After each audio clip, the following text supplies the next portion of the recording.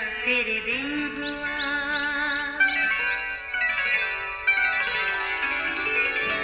नया फिर दिन हुआ, पुरानी रात का करे सो शुक्र हम खुदा की जात का, खुदा की जात का नया फिर दिन हुआ।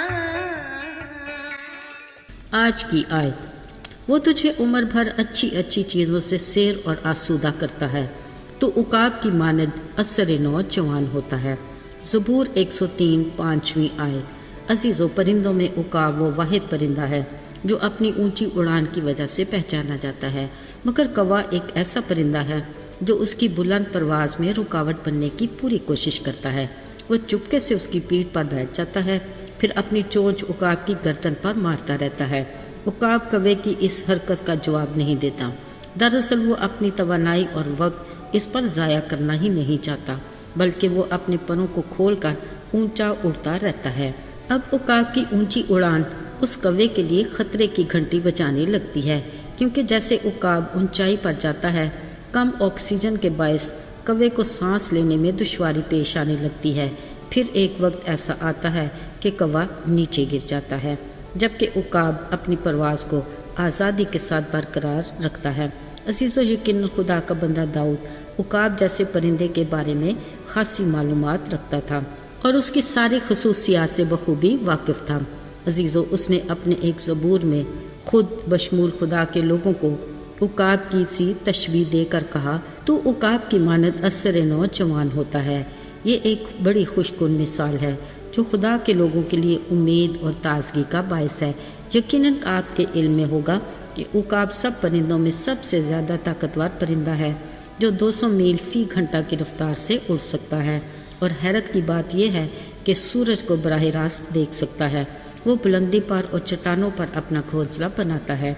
जब वो 40 बरस का होता है तो उस पर अजीब वक्त आता है, वो ये कि उसके नए पंख उगने शुरू हो जाते हैं। ऐसे में वो एक ऊंची चट्टान पर जाकर बैठ जाता है। वहाँ वो अपनी चोंच को भी ज़ोर ज़ोर से चट्टान पर मारकर गिरा देता है और नई चोंच का और नए परों का इंतज़ार करता है। साथ अपने पुराने पर भी नोच कर निकालता रहता है। ये 5 माह का अरसा उसके लिए काफ़ी तकलीफदेह होता है। फिर जब उसके नए पर मुकम्मल तौर पर निकल आते हैं और नई चोंच भी नमूदार होती है, तो वो अगले 30 साल तक के लिए मज़ीद जवान हो जाता है और दोबारा जवान होकर अपनी ऊंची परवाज़ के लिए जोश में आ जाता है। अज़ीज़ व कलाम मुक़द्दस की रहनुमाई से हम सब दाऊद की ज़िंदगी से बखूबी वाकिफ़ हैं, जिसके बारे में खुदा ने नहायत खूबसूरत अल्फाज कहे कि मुझे मेरे दिल के मुआफिक मिल गया। वो अपनी जवानी ही में कौम इसराइल का बादशाह होने के लिए सैमुएल नबी के हाथों खुदा के हुक्म से मसा किया गया। अगरचे खुदा हर पल उसके साथ था, बावजूद इसके वो अपनी तमाम उम्र मुश्किलात का शिकार रहा। उसने बेइंतहा जंगें लड़ी और अपने दुश्मनों में घिरा रहा। वो अगरचे साउल बादशाह के मुश्किल हालात में उसका हमदर्द और मददगार था, फिर भी वो उसके अताब का निशाना बनता रहा।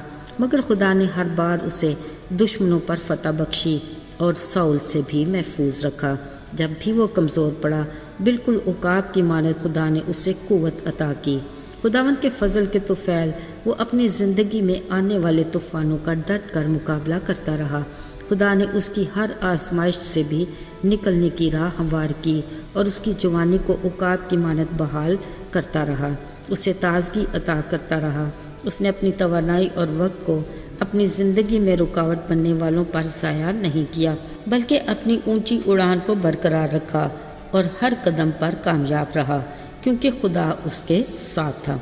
अजीज़ों, यकीन कीजिए, आज भी खुदा अपने लोगों के साथ है, बिल्कुल वैसे ही जैसे वो अपने बंदा दाऊद के साथ था। दाऊद का किरदार सब ईमानदारों के लिए बेहतरीन बेमिसाल नमूना है। अगर हम दाऊद की तरह अपने खुदावंद के वफादार रहें, अपनी मुश्किल में उसे पुकारें, उसके तालिब हों, अपनी कमज़ोरियों में उसकी तमन्ना करें, तो यकीनन खुदा अपने हर बंदे को और हर बंदी को उकाब की तरह असर नो जवान रखता है। मेरे अज़ीज़ों, बतौर इंसान हम कमज़ोर हैं, आजमाइशों में घबरा जाते हैं, मुसीबतों में बेदिल हो जाते हैं, पर भरोसा रखें, हमारा खालिक نہ ہمیں کمزور پڑنے دے گا، نہ نا امید ہونے دے گا۔ وہ ہمیں ہر موڑ پر نئے جنم کے ساتھ جوان رکھے گا اور ہماری پرواز کو اپنے زور کی قوت سے برقرار رکھے گا۔ آئیے دعا کریں۔ آسمان اور زمین کے خالق و مالک، زمانوں اور وقتوں پر اختیار رکھنے والے، ہم نہایت کمزوری کی حالت میں تیرے پاس آتے ہیں۔ تو اپنے وعدے کے مطابق ہمیں عقابوں جیسی قوت عطا کر تاکہ ہم ابلیس کے ہر وار کا دلیری کے ساتھ مقابلہ کر سکیں۔ یسوع کے جلالی اور فتح مند نام میں مانگ لیتے ہیں، آمین۔